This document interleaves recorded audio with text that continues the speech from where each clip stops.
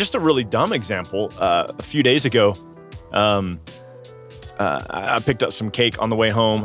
Everything Bundt cakes or whatever. Is that what it's called? Nothing Bundt cakes. Yeah, so good. It's really good. And so I picked up 3 of the like $4 ones, you know, 3 different flavors. And so we were all having movie night at the house, and that night I went to go dry my hands off on the towel that we have hanging off the oven, and it was covered in chocolate. and so I had an accident. And so you licked it. Yeah. Well, I did sniff it to make sure that it's actually chocolate because our dog had really bad diarrhea the week before. And so the next morning, Riker, my youngest, comes out and I was like, hey, buddy, did you wipe your mouth on the towel? And he was like, yeah. And I was like, okay, don't do that anymore. I was like, use a napkin. I said, that's just for like, you know, drying your hands after you wash your hands or wiping off the counter and stuff. And he was like, oh, I didn't know. But there was this tiny moment in his eyes where he thought, oh man, I'm in trouble. Yeah. And I was like, dude, it's not a big deal. Yeah, exactly. I'm just telling you, in the future, just grab a paper towel. And I think, I think that a lot of us, like we never quite get over being in trouble. Like, you know what I mean? I'll give you an example. I have some paperwork that's due in a couple of days. I did it already because I just wanted to be done with it. But every year by May 15th, I have this huge amount of paperwork that I have to file for our nonprofit. And technically now I don't have to file it because we've become a church. It's not me just traveling anymore. But I'm in that transition phase still. So I had to file it this year, but I won't have to by next year.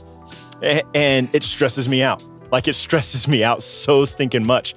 And I am so afraid I'm going to be in trouble with the IRS. Yeah. And I've had a few times. In fact, when I was 21 and I first started Higher Rock Ministries, I didn't know how to do any of my paperwork. And because of something we checked wrong, 14 years later, I got a letter from the IRS and they disbanded my whole nonprofit. Gosh. And it took 2 years to fix it, but it was fixed. And everybody I've ever talked to at the IRS has been really helpful, like incredibly helpful. But I think that there's a little part of us that never quite gets over being in trouble or being afraid that we're going to be in trouble. And I think that because that's how people kind of reacted towards us. I mean, think about the way your teachers handled, you know, disruptions in the classroom when you were a kid, or think about how your parents handled things. I remember my grandmother once literally taking a bar of soap and washing out my mouth because I'd said shut up or stupid or something, you know? And I think what we do is we take these things, we talked about this a little bit last time, we take these experiences and then they become part of our kind of experience to other people.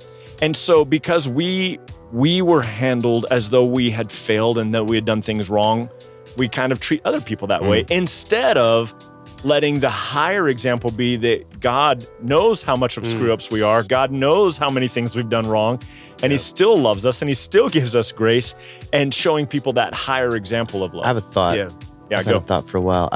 So you guys chime in on this. I think that that's a reality for a lot of us because we haven't stopped to understand the love of God first. Agreed. So I think that when I treat people in a way that is not representative of God's love, it is most likely because I have not accepted or come to grips with or even understood what God's love is and really looks like in my life.